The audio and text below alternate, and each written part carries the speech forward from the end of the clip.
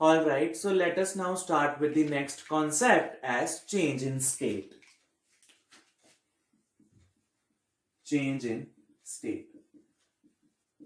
Till the previous topic, we have discussed that if a body is present, then it will be present only in one state. That is, if it is in water, it is in water. If it is in solid, it is in solid. Now we'll have to see how the heat exchange will going to take place if the state it also changes. For example, let us say if the ice is heated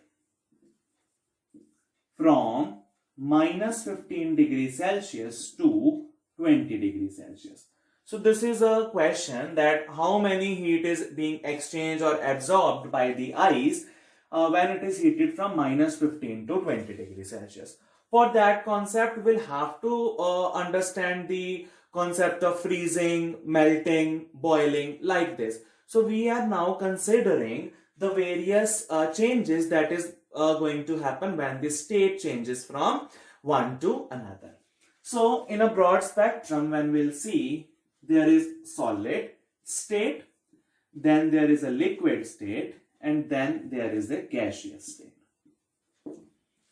Alright, so these are the three stages that a substance or a matter undergoes. The process when solid is converted into liquid is known as melting. This process is also known as fusion. Alright, next is from liquid to gases. This is known as boiling. This process is known as boiling. Now, if we are talking the reverse of this, from gases to liquid, this is condensation. From liquid to solid, it is freezing. Now, there are also some substances which will directly be converted from solid to gases directly. This process of conversion, this state from solid to gases, is known as sublimation. And the process from gaseous to solid state, that process is known as deposition. So these are the various processes, that is melting, boiling, condensation, freezing, sublimation and deposition. But in this chapter, we'll be considering only melting, freezing, boiling and condensation. This sublimation and deposition will not be considering. Alright. So let us now see what is going to happen when a solid is changed into a liquid by taking the same example of ice. So ice, when it is, let us say, at minus 15 degrees Celsius. The molecules of ice, they are very close to each other. They are very close to each other because being solids, the molecules of ice will be close to one another. They are having strong forces of attraction. Strong forces of attraction that will keep these molecules together. When it tends to convert into the state of liquid, so this was being in the state of solid as ice. When it is going to be converted into the state of liquid, that is water, the intermolecular forces tends to decrease and the molecules tends to move away from one another. The molecules tends to move away from one another. It means there will be now lesser forces of attraction. Lesser forces of attraction. This is what the change in state or change in phase means, that whenever a body is in one state, we are providing them heat in order to change its state. What is going to happen? These intermolecular forces will tend to loosen up and these molecules will move far away from one another and will help in changing their state. So this is what broadly the thing is happening. And when from liquid, it is like more heating, then the gas molecules will move further apart and this will be converted into vapor or steam. Let me write it as steam, which is the gaseous state. So this is broadly what is happening. This is not this simple. Now let us consider what is going to be there if a thermometer is present in a beaker containing ice and we are continuously heating that beaker, and we'll see how the temperature of the thermometer is being changed with respect to the time. Then we'll be able to understand the concept more clearly and accurately. Alright, so we are continuing with the change in state part. So let us say we are having a beaker here, or let me make it a little down. So this beaker contains these cubes of ice. It contains these cubes of ice in it. So these are the ice cubes which are being present.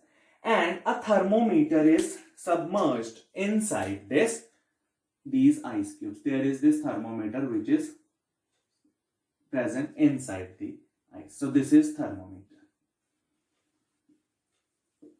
And this thing is continuously being heated from using burner.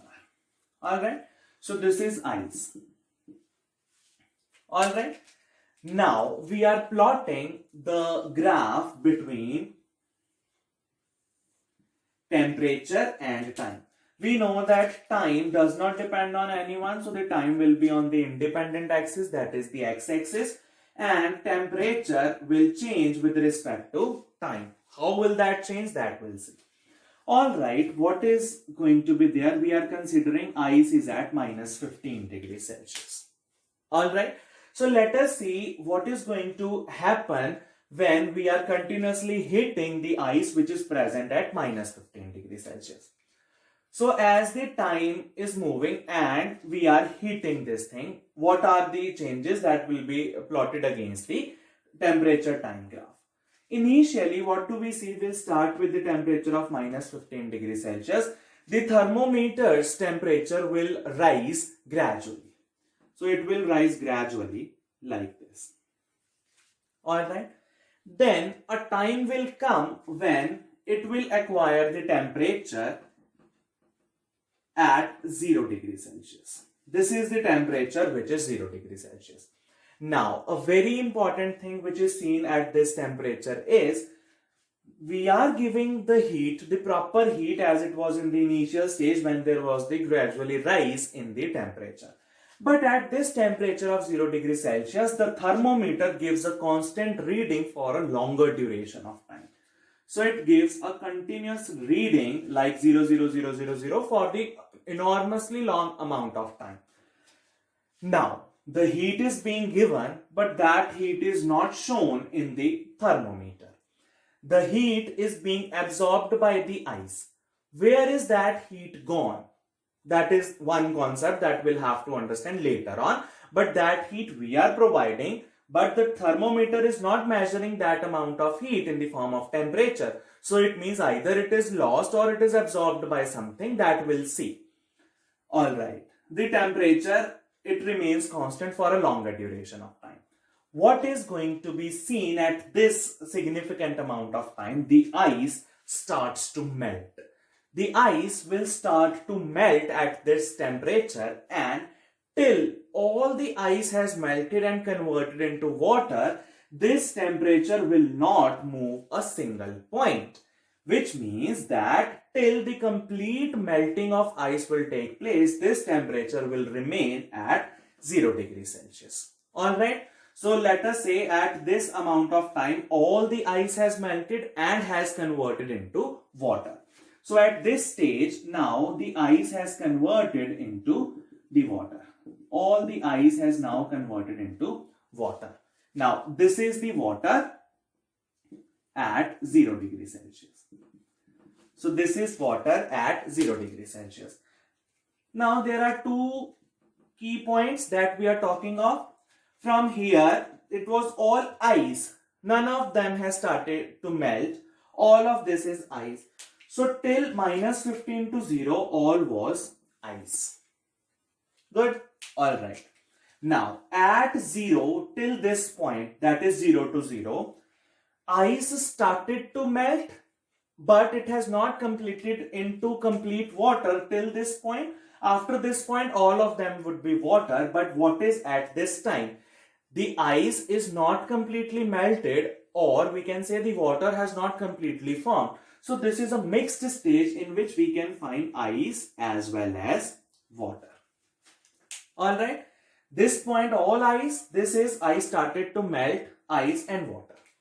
Now, this constant temperature which is shown by the thermometer, this constant temperature at which the ice started to melt is known as the melting point. This is known as the melting point, and this stage will be considered as the stage of melting or fusion. Alright, the process of converting ice to water or simply solid to liquid at a constant temperature, that process is known as melting. Process is named as melting, and the constant temperature at which a solid starts to convert into liquid, that constant temperature is known as the melting point. So we'll have to write down the word constant because it remains constant for a longer duration of time. Alright. Now, from this point, when all the ice has melted, what is going to happen? The temperature of the thermometer, it will again show some rise. It will again rise, and again the same phenomena is going to be seen at a temperature of 100 degrees Celsius. The same phenomena was being observed at 100 degrees Celsius. So from 0 it will rise till 100 degrees Celsius, or gradually rise it is going to be. Again at 100 degrees Celsius there is a constant temperature being noted in the thermometer for a longer duration of time. Now what will be going to be seen over here, that the bubbling will start, that is the boiling of water will take place, and there will be the formation of vapors. But again there are two key points over here, one over here and one over here.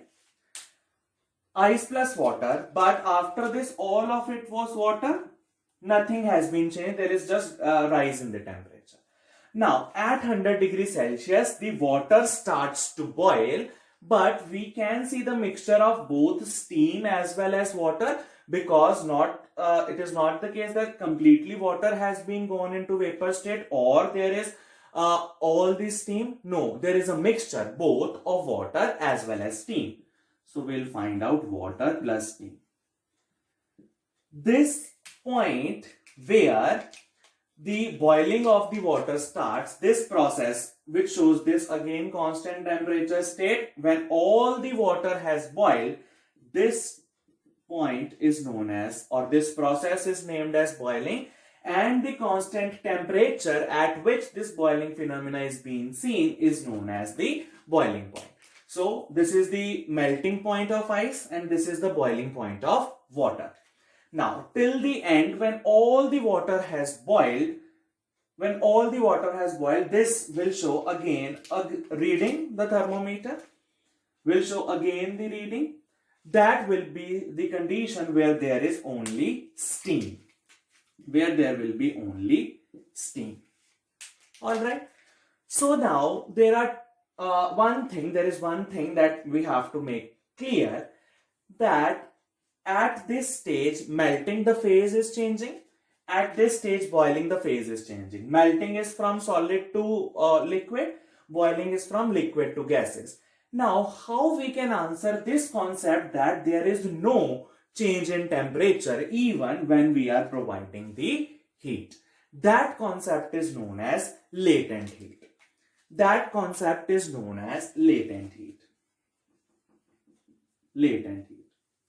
Now, this latent heat is named as latent heat of melting or latent heat of fusion, latent heat of boiling or latent heat of vaporization. Now, this word latent means hidden.